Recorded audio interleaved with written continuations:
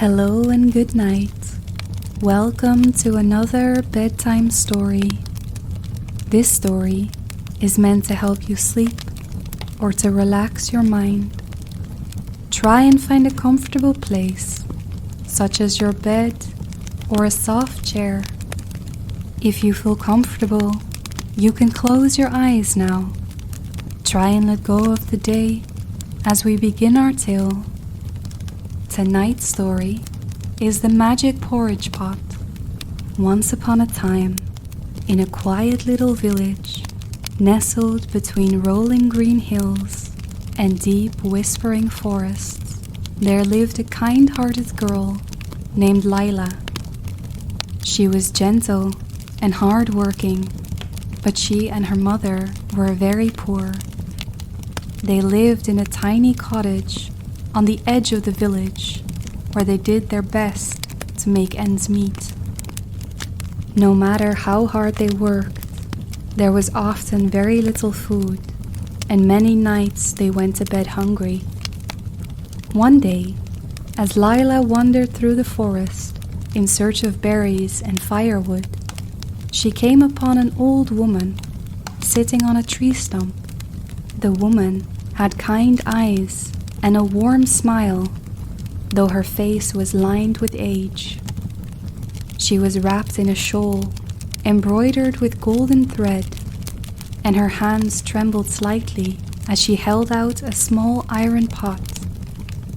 Lila approached cautiously, her curiosity piqued. "Good day, madam," she greeted politely. "Are you all right? Do you need any help?" The old woman chuckled, her voice rustling like leaves. "Ah, child, it is not I who needs help, but you who may find something wonderful this day.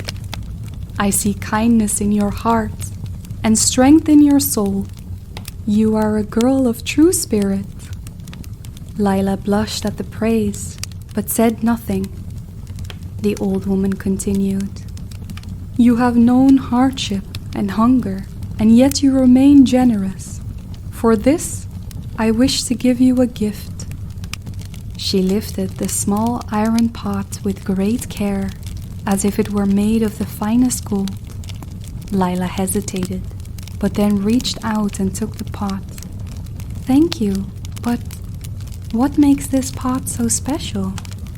The old woman smiled knowingly. "It is a magic porridge pot. Whenever you are hungry, simply say the words, 'Cook, little pot, cook,' and it will fill with warm, sweet porridge.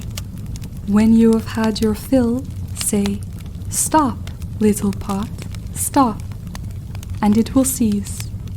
But use it wisely, child." Lila's eyes widened with amazement. "That is truly magical. But why give it to me? Surely you could use it yourself."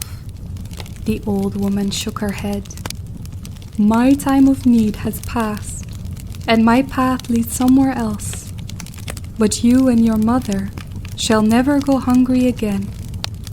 She gave Lila a gentle pat on the shoulder before standing up.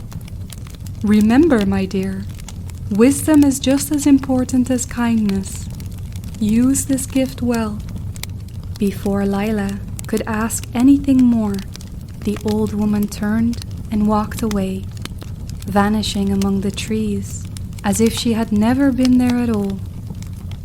Lila stood for a moment, holding the pot close to her chest, her heart brimming with gratitude.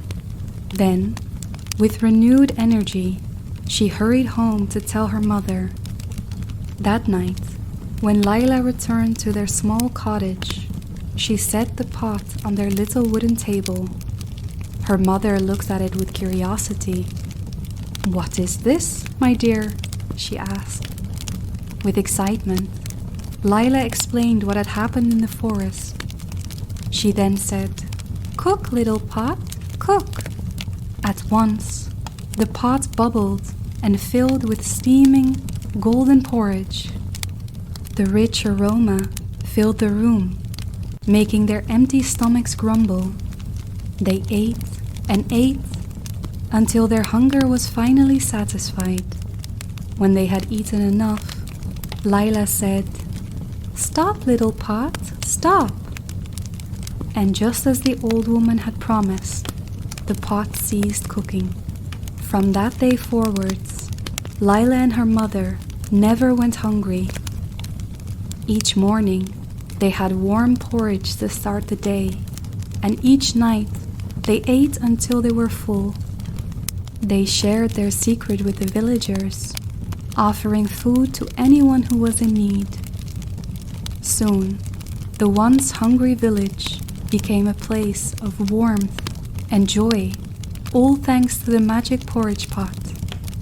One day, while Lila was out gathering herbs, her mother felt a hunger pang and decided to use the pot herself. She set it on the table and, forgetting the exact words, simply said, "Cook, little pot."